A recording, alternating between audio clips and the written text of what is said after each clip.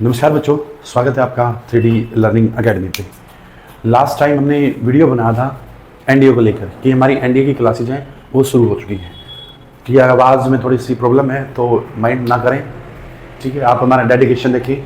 ठीक है, तो आज हम एनडीए का जो सिलेक्शन प्रोसेस है उसके बारे में बात करेंगे कि एनडीए जो उसमें आप कैसे आपका सिलेक्शन है वो होगा। तो यहाँ पे हम बात करते हैं एनडीए की। सबसे पहले तो इसकी मीनिंग की बात कर लेते हैं। एनडीए, एन डिनोट्स करता है नेशनल, डी डिनोट करता है डिफेंस, ए डिनोट करता है एकेडमी। तो ये है national defence academy NDA.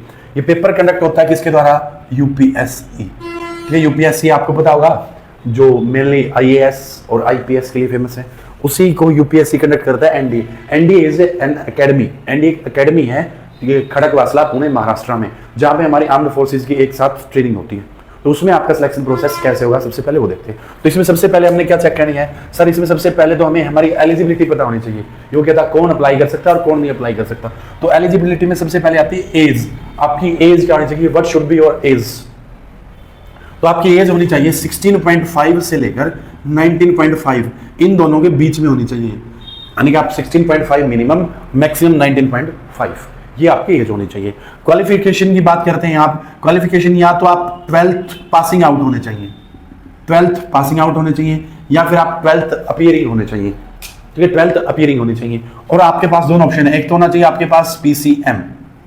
PCM होना जरूरी है आपके लिए। ये दो ही कंडीशन में जरूरी होगा, navy and air force. Navy and air force, आपको सिर्फ और सिर्फ नेवी और एयरफोर्स में जाना है तो आपके पास पीसीएम होना चाहिए। पीसीएम का मतलब physics, chemistry, M denotes here mathematics, M here denotes mathematics. तो ये होने चाहिए आपके पास। अगर हम आगे बात करते हैं तो सर जो आर्ट्स है या कॉमर्स है वो स्टूडेंट्स आगे उनके पास ऑप्शन है, वो भी अप्लाई कर सकते हैं, but they can apply only for army. ठीक है, ये तीनों के लिए कर सकते हैं पीसीएम वाले, आर्मी के लिए भी कर सकते हैं, नेवी के लिए भी कर सकते हैं, एयरफोर्स के लिए भी कर सकते हैं, तीनों के लिए अप्लाई कर सकते हैं। तो सर अगर आर्ट्स और कॉमर्स वाले हैं, सर आर्ट्स और कॉमर्स वाले आर्मी के लिए कर सकते हैं, सिर्फ और सिर्फ आर्मी के लिए। आर्ट्स और कॉमर्स वो आर्मी के लिए अप्लाई कर सकते हैं। ये रहेगी आपकी क्वालिफिकेशन। आई थिंक आपका डाउट क्लियर हो गया होगा। इसके बाद हम बात करते हैं सर, आपने फॉर्म फिल कर दिया, आपकी एज भी है, आपकी क्वालिफिकेशन भी इस क्राइटेरिया के अंदर आती है, तो उसके बाद नेक्स्ट स्टेप क्या होगा? ये तो था स्टेप 1। नेक्स्ट है स्टेप 2। स्टेप 2 क्या है? आपका रिटन एग्जाम होगा।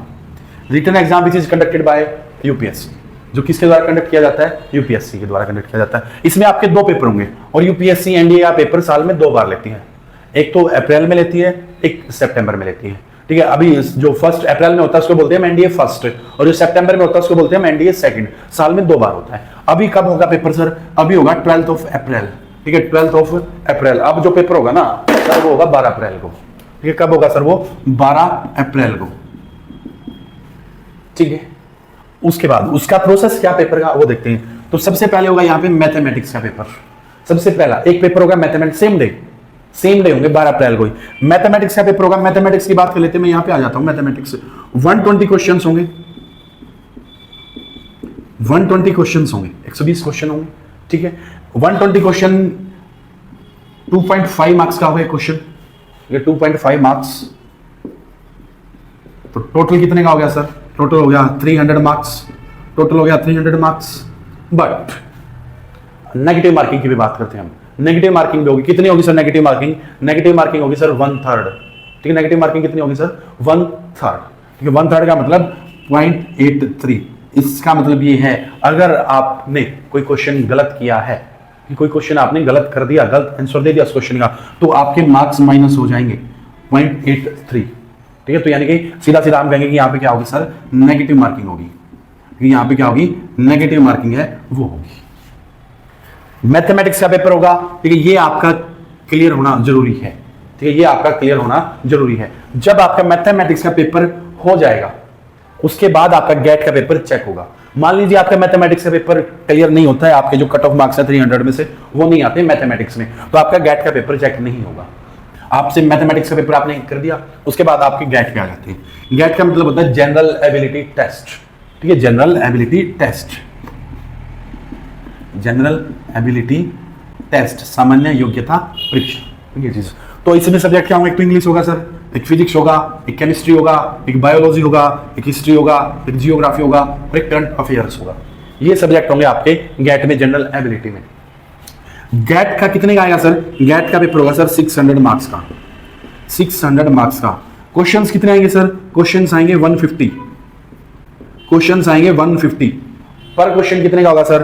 हर क्वेश्चन होगा 4, ठीक है, 4 मार्क्स का हो गया ना 600। तो सर अब नेगेटिव मार्किंग कितने की रहेगी? सर नेगेटिव मार्किंग आप इसको देख लीजिए, आप 3 से डिवाइड कर लीजिए, कितने का हो गया? 1.25 1.25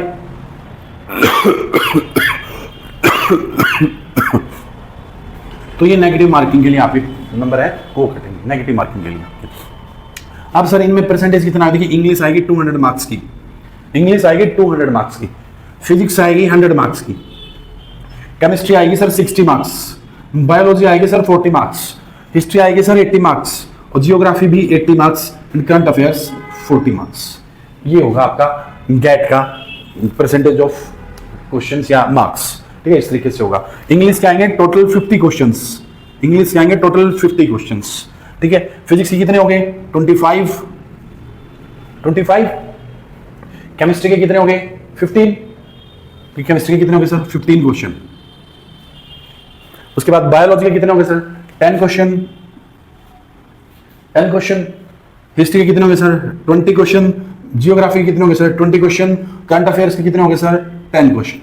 तो ये क्वेश्चन का परसेंटेज रहेगा आपका कि किस पार्ट में से कितने कितने क्वेश्चन आएंगे, वो कितने कितने नंबर के रहेंगे। ये सारा का सारा आपका रिटन एग्जाम रहेगा। इसके बाद दोनों के मिला के मैथमेटिक्स और गैट, मैथमेटिक्स और गैट जब आप दोनों को मिला लेते हैं, ठीक है, दोनों को मिलाने के बाद ठीक आपकी कट ऑफ होगी। देखिए आपका पहली बात ही मैं फिर दोबारा रिपीट कर रहा हूं एक बार फिर, पहले आपका मैथमेटिक्स का पेपर क्लियर होना जरूरी है, उसके बाद आपका गैट का पेपर चेक होगा। पेपर दोनों एक ही दिन होंगे, ठीक है। ड्यूरेशन देख लीजिए 2.5 hours mathematics and 2.5 hours GAT, ठीक है। दोनों में 2.5 घंटे मिलेंगे आपको, सेम डे होगा, ठीक है। उसके बाद जब चेक होगा, अगर आपका मैथ्स आपने कट ऑफ मार्क्स से ऊपर है आपके नंबर, तो आपका गैट का पेपर चेक होगा और फिर दोनों को मिला के आपकी कट ऑफ रहती है। तो अगला क्वेश्चन ही आता है हमारे मन में कि सर टोटल कट ऑफ इनकी कितनी रहती होगी, ठीक है। तो देखिए आपका जो सेफ स्कोर है, अगर आप 320 प्लस कर लेते हैं, 320 प्लस कर लेते हैं आउट ऑफ 900, आउट ऑफ 900 अगर आप 320 प्लस कर लेते हैं तो आप सेफ जोन में हैं, आपका रिटन एग्जाम एनडीए का क्लियर हो जाएगा। इसके बाद सबसे बड़ी दुविधा अभी जो बच्चों में है, उस दुविधा को और हम दूर कर लेते हैं, ठीक है। एक और बड़ी दुविधा है, ठीक है, उसको दूर कर लेते हैं। ये तो एनडीए अभी तो ये तो होगा 12 अप्रैल को, अभी सेकंड होगा जो वो होगा सितंबर में, ठीक है। अभी जो सेकंड पेपर होगा ना वो होगा सितंबर में होगा, एनडीए 2 सितंबर में होगा। तो यहां पे असमंजस की स्थिति बनी हुई है कौन इसके लिए एलिजिबल है, कौन इसके लिए एलिजिबल नहीं है। तो मैं आपको बता देता हूं कि जो सितंबर एनडीए 2 का जो पेपर होगा उसमें सिर्फ वो बच्चे एलिजिबल हैं जो 2 जनवरी 2008, 2 जनवरी 2008 एंड 1 जनवरी 2011 इसके बीच में पैदा हुए हैं। जो इनके बीच में पैदा हुए ना, इस डेट से और इस डेट के बीच में ये ईयर है, वो बच्चे सितंबर एनडीए 2 के लिए अप्लाई कर सकते हैं। अप्रैल वाला उनका लास्ट अटेम्प्ट है, जो इससे पहले के हैं, जो इससे पहले के उनका अप्रैल वाला लास्ट अटेम्प्ट है। आप ठीक है, और जो सितंबर एनडीए 2 वो ये एलिजिबल है, ठीक है। बाकी अफवाहों पे आपको ध्यान नहीं देना है, आप यूपीएससी की ऑफिशियल साइट पे जाइए, वहां पे आप जाके इस एज को चेक कीजिए, ठीक है। उसके बाद नेक्स्ट बचता है सर हाइट। हाइट भी कंपलसरी है, हाइट भी कंपलसरी है, और ये दोनों के लिए बॉयज भी एंड गर्ल्स भी, फॉर बोथ बॉयज भी एंड गर्ल्स भी बोथ कैन अप्लाई, ठीक है। देखिए गर्ल्स की हाइट की बात करेंगे हम, उनकी होनी चाहिए 152 सेंटीमीटर, 152 सेंटीमीटर। और अगर हम बॉयज की बात करेंगे, बॉयज की होनी चाहिए 157 सेंटीमीटर। ये गर्ल्स की है, ये बॉयज की है। और अगर आप बात करेंगे फ्लाइंग ऑफिसर, फ्लाइंग ऑफिसर मतलब आपको जहाज उड़ाना, जहाज चलाना है आपको, ठीक है। फ्लाइंग ऑफिसर में FO लिख रहा हूं भाई, फ्लाइंग ऑफिसर। फ्लाइंग ऑफिसर की कितनी होनी चाहिए? बॉयज की होनी चाहिए 167, गर्ल्स की होनी चाहिए 163। बॉयज की होनी चाहिए 167 एंड गर्ल्स की होनी चाहिए 163 सेंटीमीटर। ये होनी चाहिए उनकी हाइट, ठीक है। तब आप क्या कर सकते हैं, फ्लाइंग ऑफिसर के लिए भी आप अप्लाई कर सकते हैं। विजन फ्लाइंग ऑफिसर के लिए 6x6 का होना चाहिए, उनको कोई स्पेक्टेकल्स नहीं होनी चाहिए। अगर आपकी ग्राउंड ड्यूटी है तो या तो 6x6 होना चाहिए या 6x9 होना चाहिए।